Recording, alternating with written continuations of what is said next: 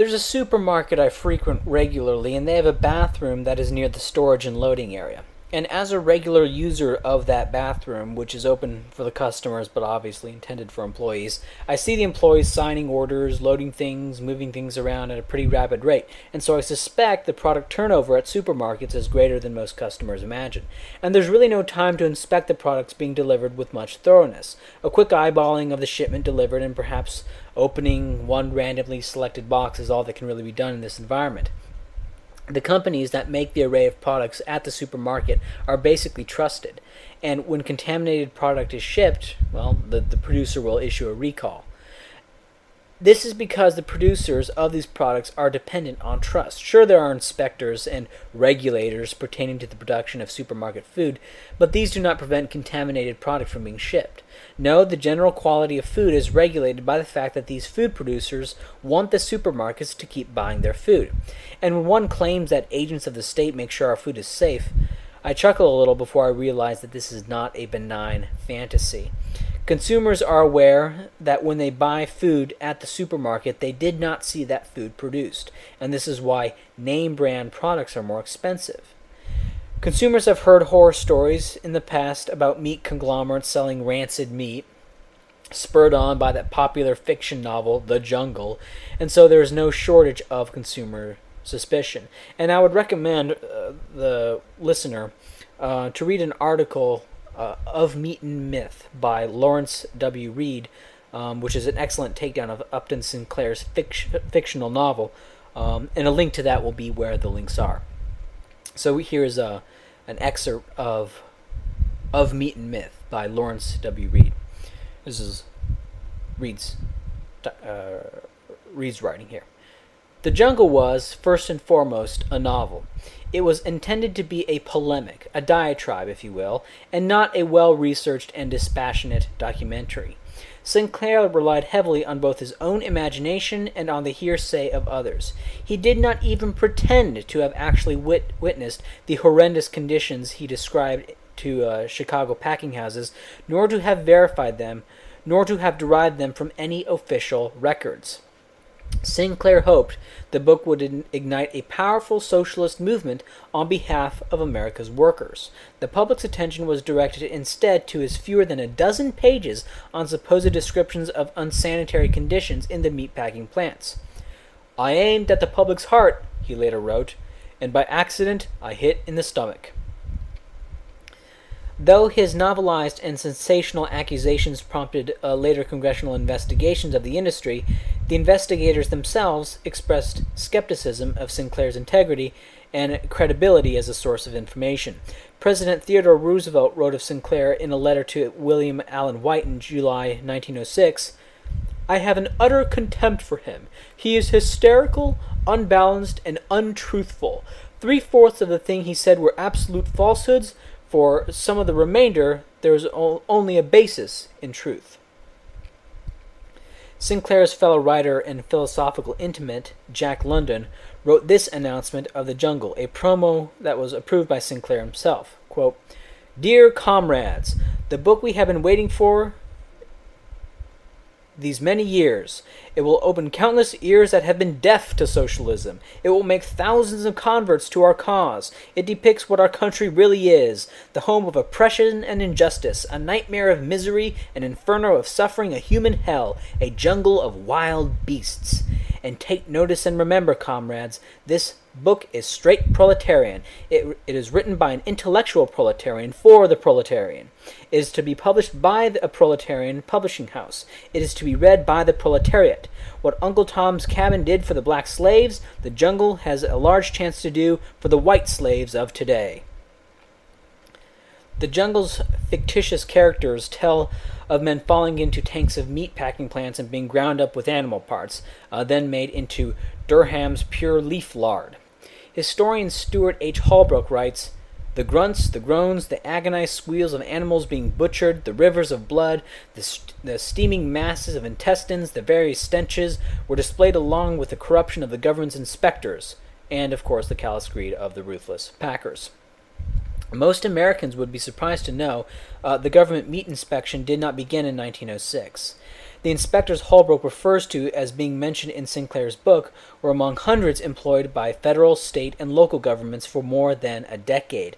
Indeed, Congressman E.D. Crumpacker of Indiana noted in testimony before the House Agricultural Committee in June 1906 that not even one of those officials ever registered any complaint or gave any public information with respect to the manner of the slaughtering or preparation of meat or food products. To Crumpacker and other contemporary skeptics, quote, either the government officials in Chicago were woefully derelict in their duty, or the situation over there had been outrageously overstated to the country. If the packing plants were as bad as alleged in the jungle, surely the government inspectors, who never said so, must be judged guilty of neglect, as the packers were of abuse. Some 2 million visitors came to tour the stockyards and packing houses of Chicago every year. Thousands of people worked in both. Why is it that it took a novel written by an anti-capitalist ideologue who spent but a few weeks there to unveil the real conditions to the American public? All of the big Chicago packers combined accounted for less than 50% of the meat products produced in the United States. Few, if any, changes were ever made against the sanitary conditions of the packing houses in other cities. If the Chicago packers were guilty of anything like the terribly unsanitary conditions suggested by Sinclair, wouldn't they be foolishly exposing themselves to devastating losses of market share? Historians with an ideological axe to grind against the market usually ignore an authoritative 1906 report of the Department of Agriculture's Bureau of Animal Husbandry. Its investigators provided a point-by-point refutation of the worst of Sinclair's allegations, some of which they labeled as willful and deliberate misrepresentations of fact, atrocious exaggeration, and not at all characteristic. Instead, some of these same historians dwell on the Neil Reynolds report of the same year because it at least tentatively supported Sinclair.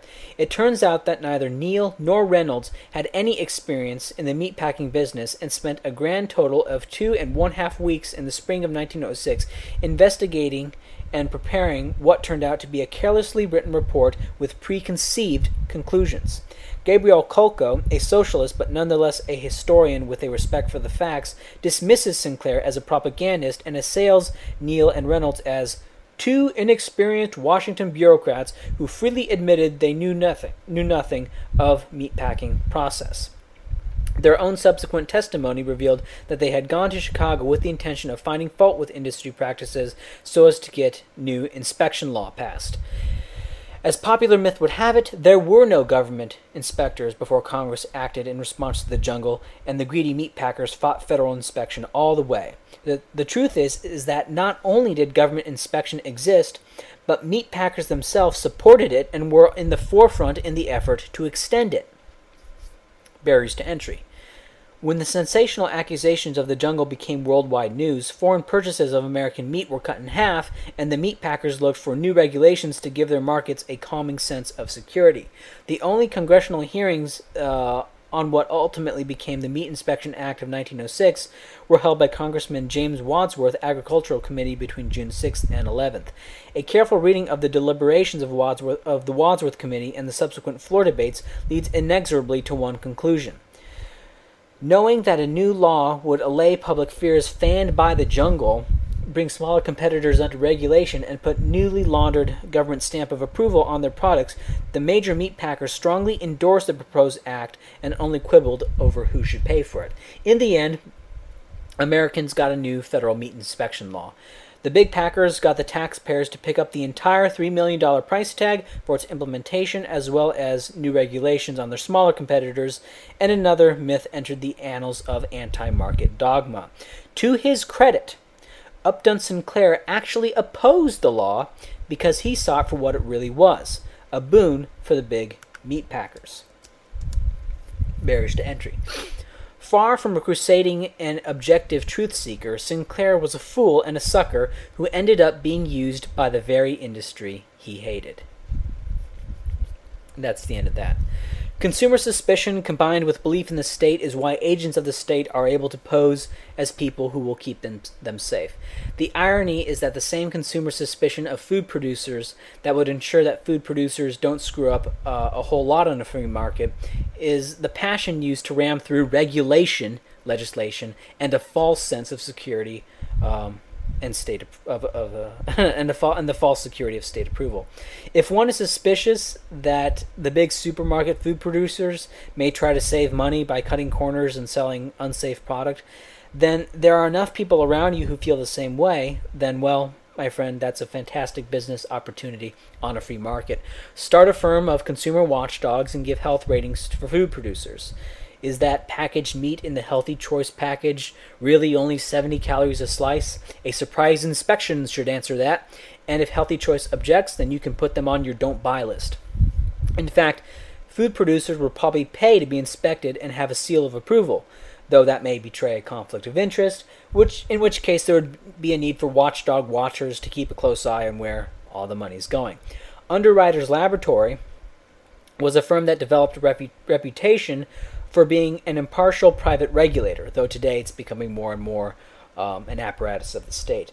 Companies would send their products to Underwriters Laboratory and pay a prescribed fee to do so.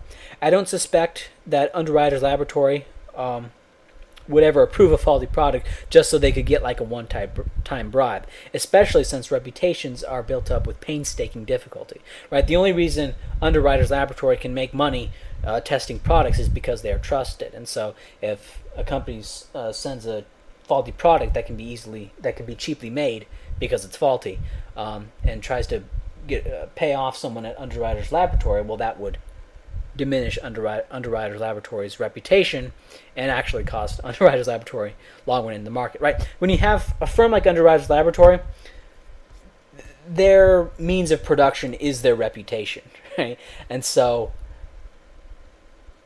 And because of that, they are less likely to be bribed than a company whose means of production is not entirely their reputation. Okay. With things like this, I'm not so much interested as in giving a singular solid answer as I am in highlighting a mode of thought. I'm simply trying to break these problems down into what they really are and show that these are not impossible tasks, and hopefully you can come up with a wide array solutions which, if you put in proper effort, would probably be better than what I could come up with.